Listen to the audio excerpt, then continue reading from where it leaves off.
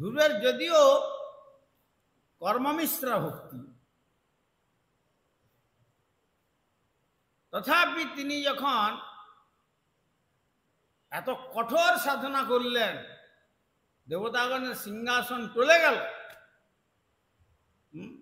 ভগবান পর্যন্ত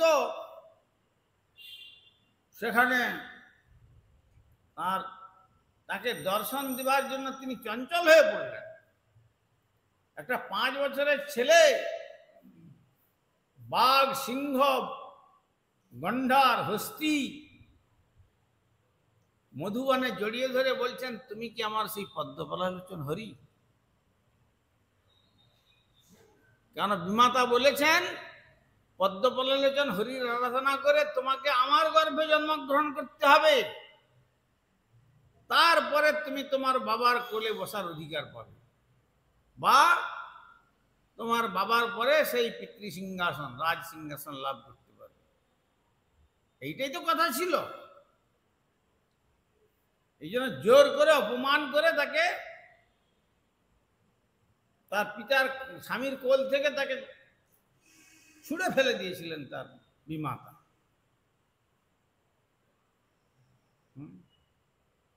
তখন গিয়ে মায়ের কাছে সব দুঃখের কথা জানালেন।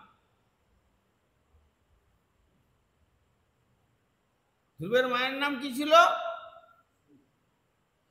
সুনীতি। সুনীতি কাকে বলে মা শিক্ষা দেবেন কিন্তু। এটা মায়ের শিক্ষা। চাণক্য একটা শ্লোকে বলেছেন, আমরা চাণক্যের এতে পড়েছিলাম, নাস্তি মাতৃ সমগুরু। পড়েছ? বলছেন মায়ের সমান আর জগতে কেউ গুরু নেই। কেন? সন্তান জন্মগ্রহণ করার পরে তাকে মা বলতে শিখাতে হয় না, সে জন্ম হয়েই মা বলে কাঁদতে থাকে।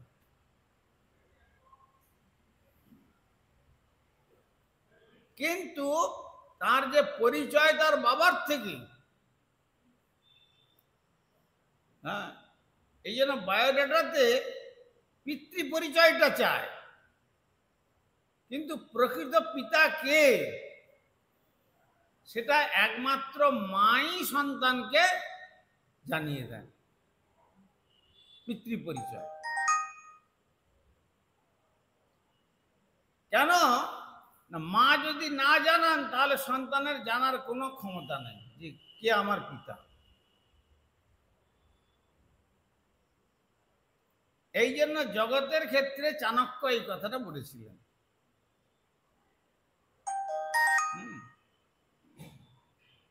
নাস্তি মাতৃ সমগুরু।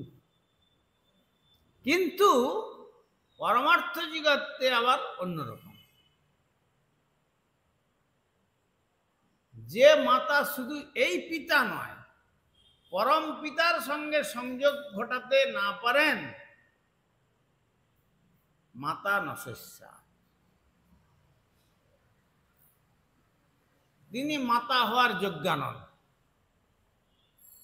ওই যে পিতা নশস্যাৎ, মাতা নশস্যাৎ, জননী নশস্যাৎ, তারপরে কি বলে স্বজন নশস্যাৎ, ন মোচয়ত সমবেদ মৃত্যুময় শ্লোকটি ভাগবতে আছে, তো সেইখানে কথা বলছেন।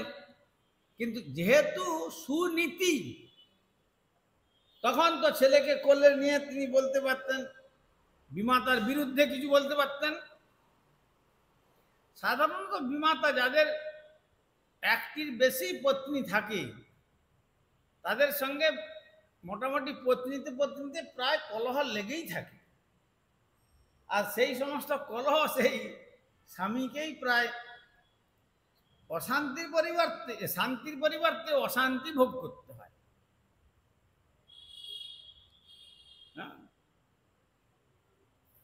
এমনকি দশরথের মতো ব্যক্তিত্ব, ভগবানের পিতা, মানে তার পত্নীর জন্য শেষ পর্যন্ত তাকে প্রাণ রক্ষা করতে হবে।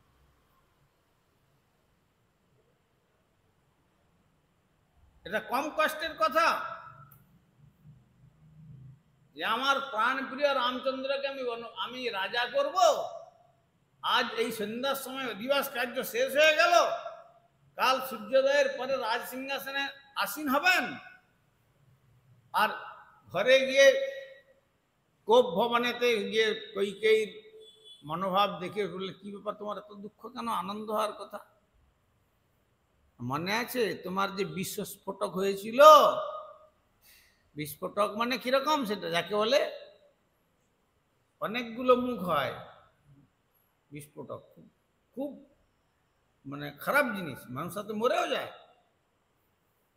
তাতে বৈদ্যের চিকিৎসা করে বৈদ্য বলেছিল তখন যে যদি কোনো প্রিয় ব্যক্তি মুখ দিয়ে এই সমস্ত পুজ রক্ত, পচা রক্ত পুজগুলো তোমার টেনে বের করে জীবের নালা দিয়ে সুন্দর করে সেটাকে মানে ঠিক করে দেয়, তারপরে আমার এই আয়ুর্বেদিক ঔষধ লাগালে মহারাজ তুমি সুস্থ হবে।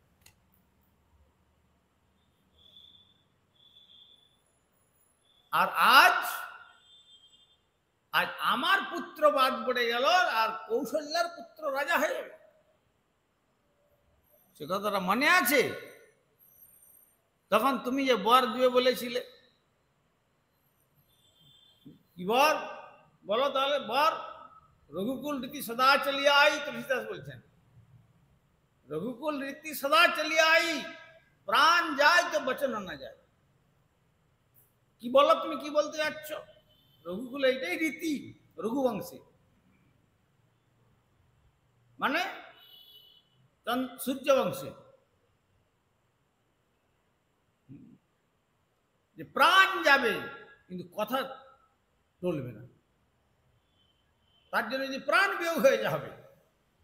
বলো, প্রথম যে দুটো বার যার কথা ছিল, প্রথমবারে রাজা হওয়ার পরিবর্তে রামচন্দ্রকে কাল সূর্যোদয়ের পূর্বে অযোধ্যা ছেড়ে 14 বৎসরের জন্য বনবাসে পাঠাতে হবে। শুনেই মাথায় একবার যেন বজ্রাঘাত। আর আমার পুত্র ভরতকে নন্দীগ্রাম থেকে এনে তাকে রায় সিংহাসনে বসানো।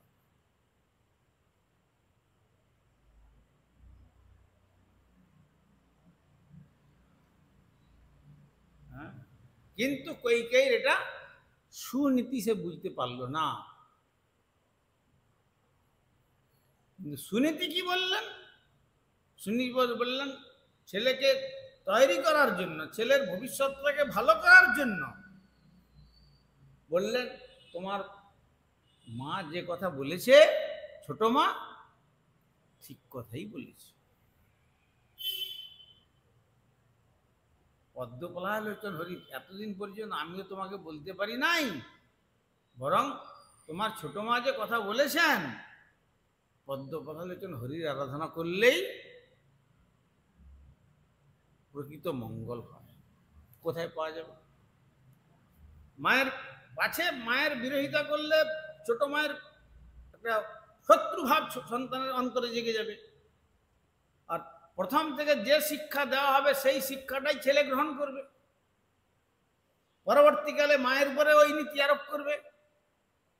কিন্তু মা হওয়াটা অত সোজা জিনিস নয়, এই জন্য সন্তানকে সৎ শিক্ষা প্রদান করতে হবে। অসতের মধ্যে থাকলেও সন্তানকে সর্বদা তার যাতে মঙ্গল হয় সেই শিক্ষা প্রদান করাটাই হচ্ছে যথার্থ মায়ের মাতৃত্ব। তিনি বললেন যে যেটা আমি তোমাকে শিক্ষা দিতে পারি নাই, আর সেই কথা তোমার ছোট মা বলছেন, খুব ভালো কথা বলছেন, তো তাহলে মা বলো, দুইজনের প্রতি সমান ভাব থাকলো ধ্রুবের। তাহলে বলো কি করব না, মধুবনে গিয়ে সেই পদ্মপলালোচনের জন্য তপস্যা। এই মায়ের নীতি, দুজনের মধ্যে কোনো বিভাজন করলেন না, কিন্তু এইটাই সুনীতি, উত্তম নীতি।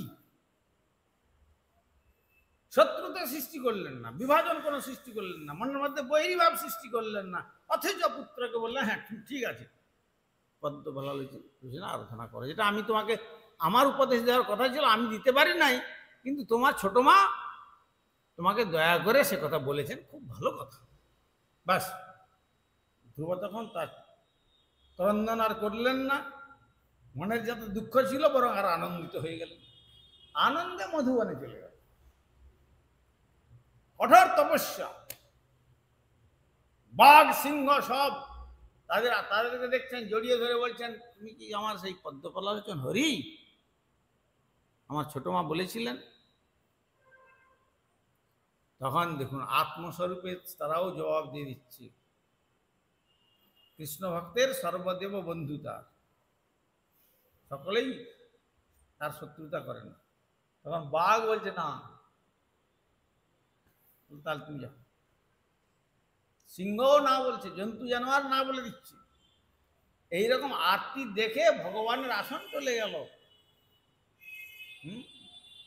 তখন তিনি নারদকে বললেন, নারদ এবার তুমি যাও, এ ছেলে হলেও, ছেলে মানুষ হলেও এর যে প্রকার আমার জন্য আরতি, আর এই 6 মাস মাত্র সাধনা করেছেন, শেষ পর্যন্ত বায়ু পর্যন্ত স্তম্ভন করে দিয়েছিলেন।